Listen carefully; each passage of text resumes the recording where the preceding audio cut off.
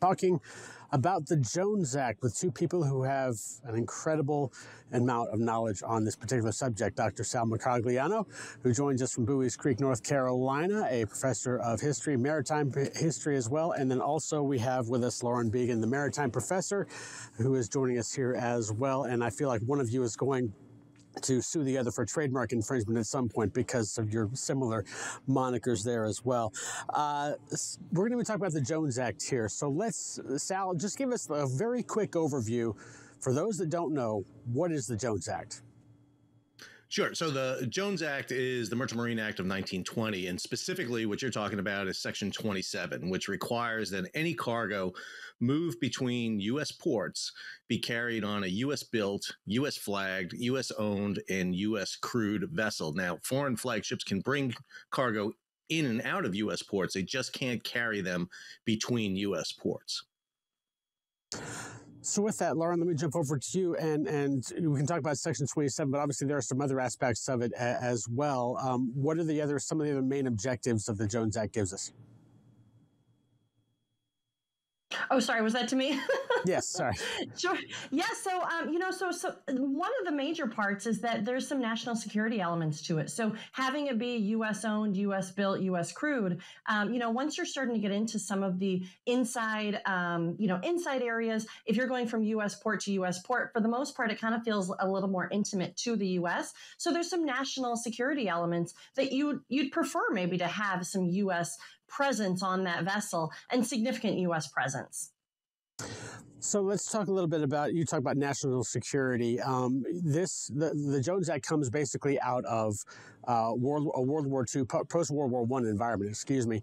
And I think, and this may have nothing to do with it at all, but there was also the Halifax explosion, which happened in 1917. And for those of you that don't know, that's where basically a French ship went into Halifax with 2.1 kilotons of TNT, exploded, killing basically 1,700 people, injuring 9,000 in the process. But with that, you can certainly see that's kind of more or less a post 9/11 kind of reaction to it. But as far as what we're talking about here today, in terms of national security, what are in terms of that, as well as the fact that you have to be U.S. flagged, U.S. crewed? What are the major controversies that we're talking about here, Sal, in terms of why people have such a disagreement about this particular act? Sure. So as you said, Bill, it came out of World War I. And one of the issues we found coming out of World War I was we were really dependent on foreign shipping to move our international cargo. And one of the things that really saved us in both World War I and World War II was having a large coastal fleet that we tapped into when war hit.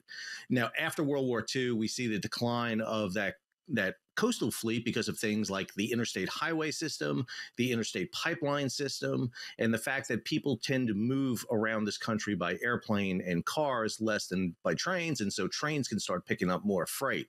So what we've seen is the precipitous decline of ships along the coastal fleet, along with the decline of our international fleet. And what that means is today, and particularly in the tanker field, basically, Jones Act tankers cover the areas where there are no pipelines. So, for example, from the Gulf Coast of the United States, you have tankers that haul both clean and crude product to places like Florida, New York, New Jersey, and New England. And then from the West Coast, coming off the North Slope, down the Valdez to the West Coast to refineries. So understand that basically our entire energy system in terms of oil is covered by both pipelines, trucks, rail, but also by sea. And the problem today we have is there's very little kind of almost cushion factor in terms of tankers, so that when something happens, for example, with the Colonial Pipeline, as it did last year, we find ourselves without enough tankers to fill up that shortage.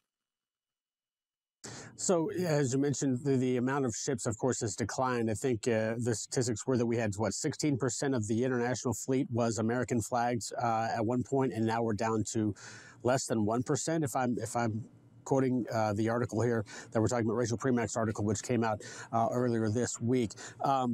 Lauren, as things have changed over time, is the Jones Act perhaps maybe a bit antiquated, or does it need to be updated? What's your take on it at this point?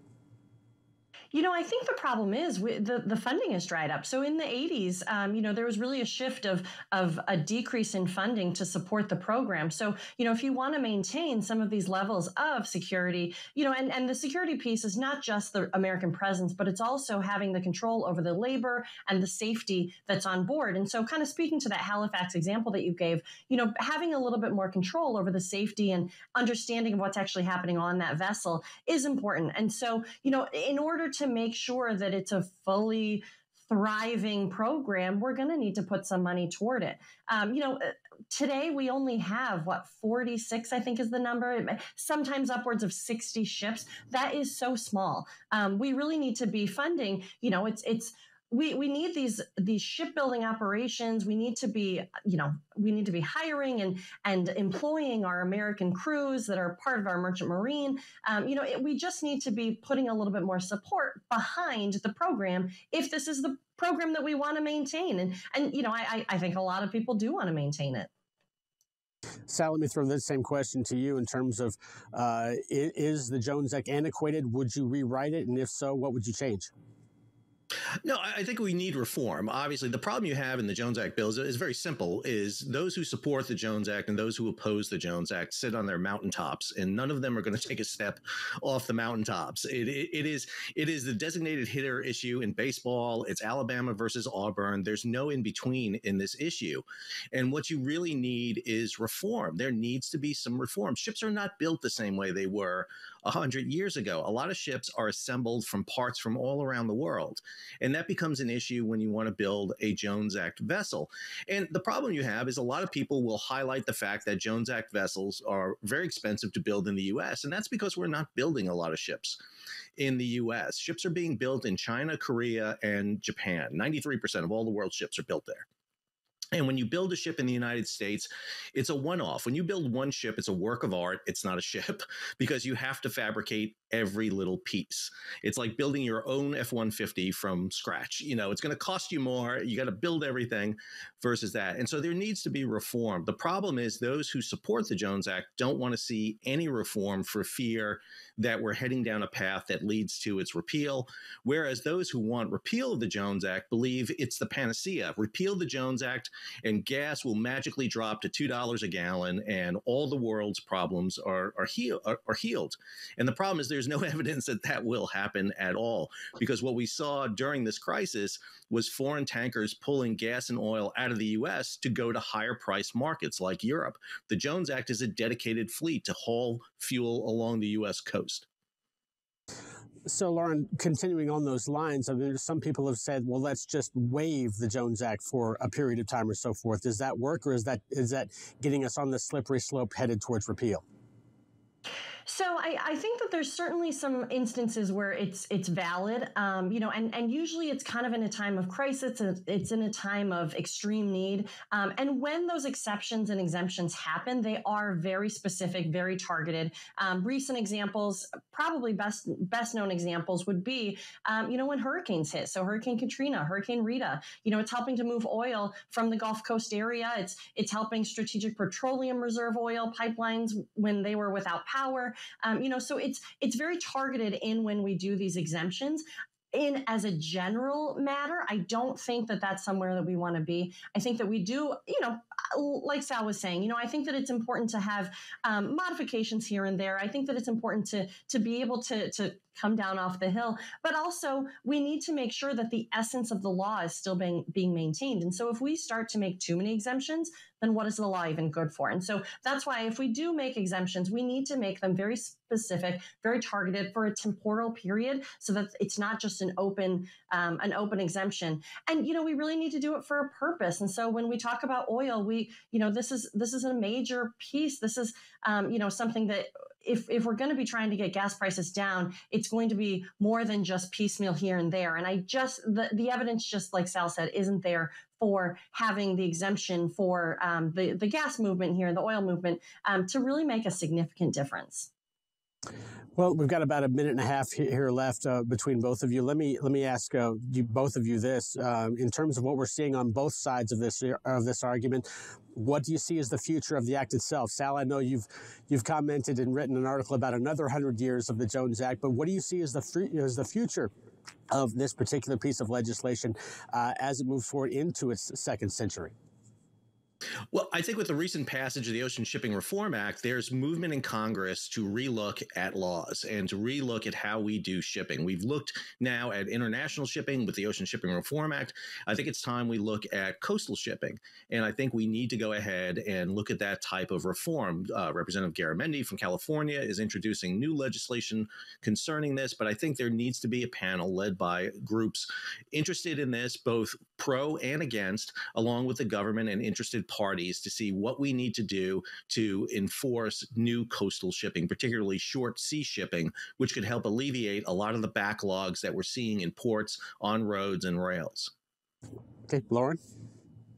I agree with that. The short sea shipping, it's a tongue twister. So MARAD, the Maritime Administration, is housed inside the Department of Transportation, the U.S. Department of Transportation, and they are the promotional sector for the U.S. flag fleet. And so that is their prerogative. Their directive is to be supporting the U.S. flag fleet. And so, like I said, we really need to be supporting the Jones Act through financial funding and financial programs. And certainly MARAD does that through grant programs to try to facilitate and encourage short sea shipping.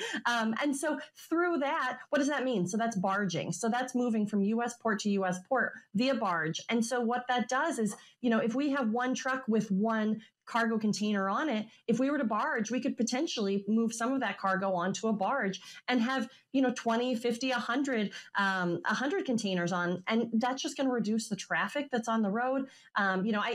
It's an option. I think that it's something that it's really imperative that we as a United States not just look at our ocean shipping and global supply chain, but we also look at our domestic fleet. We look at our domestic, our directives and initiatives, and we really kind of examine. Well, as Sal said, it's like Auburn, Alabama, which is spoken just like an Alabama fan would say that, perhaps. Anyway, both of you, thanks so much for joining us, and we'll look forward to how the future of the Jones Act worked out. Roll Tide. Thank you. Great to see you. As well there, Sal. We'll take a short break, come back after this, and wrap up this edition of Fair Waves Now.